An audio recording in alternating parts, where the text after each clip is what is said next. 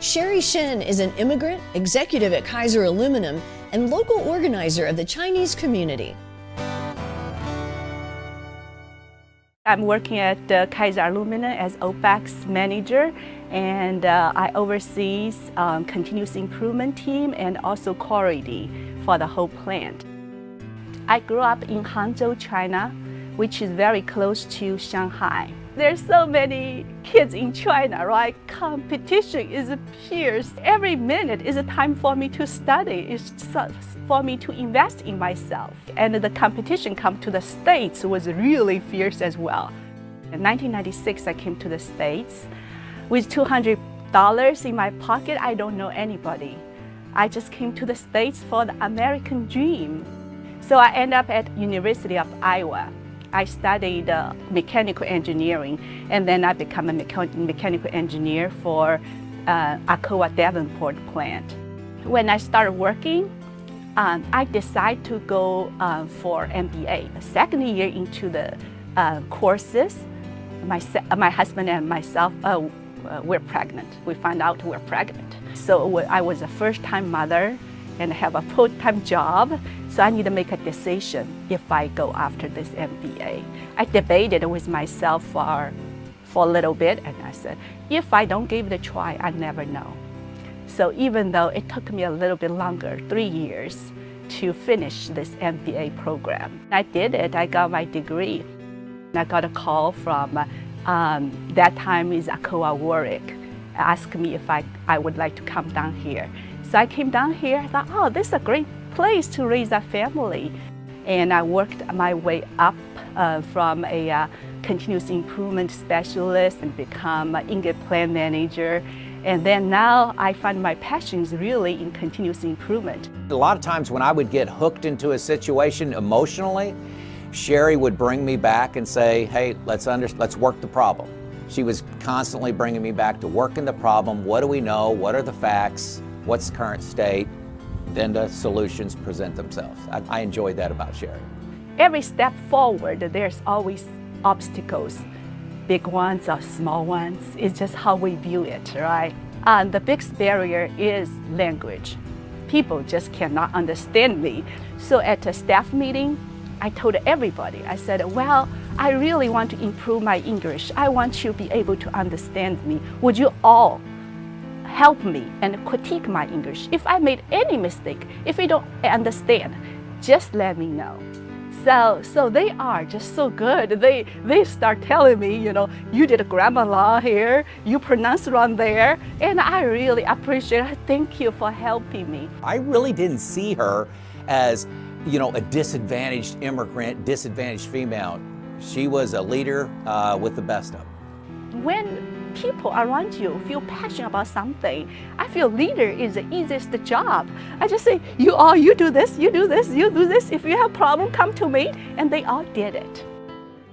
So when I first came to this area, there's not much thing going on for the Chinese ethnic group, just nothing. And I think after 2 years came to this area, I started knowing others. I started having Chinese friends. And so I just want to do something.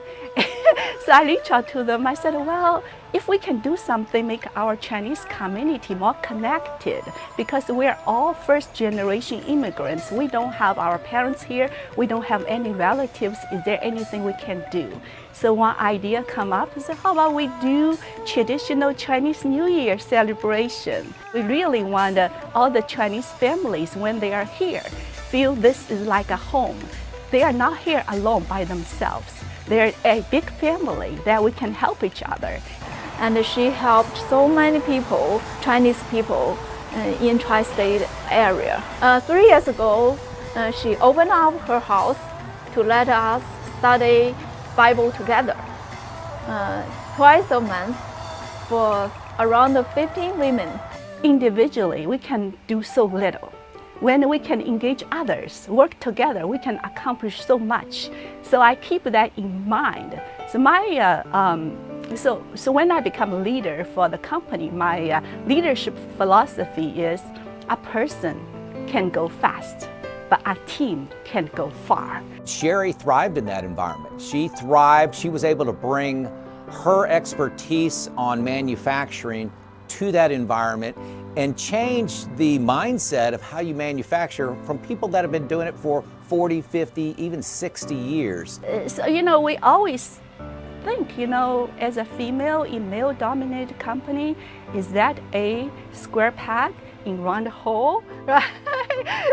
So we have those kind of doubts. But my thinking is always, what can I bring to the table? So I was assigned to be the ingot plant manager. When I started, we have 250 employees in that plant and 4 female, and I'm one of those. What I learned for female in male-dominated company, it's the female not only bring the skill set, for the work, also bring in a different perspective and a more inclusive environment. We are all different. It's just how we can be firm on the things that we believe in, regardless of the difference of our appearance. I pick up little things from each of the people around me. I just say, people are so good. They are. They all have their really strong part that I can learn from. I don't think I'm that inspiring, but I think every woman had their inspired stories. If any woman think you can inspire others for those little things, post on your blog, post on Facebook, because we need that.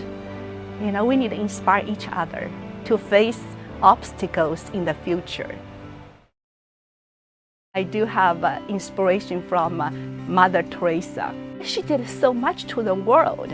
So I said, wow, we can all do so much more. So one of the quotes I really like was she said, not all of us can do great things, but each of us can do little things with great love. Just everyday life, every day we have those opportunities. If we open up our eyes, there's little things we can do every day with great love.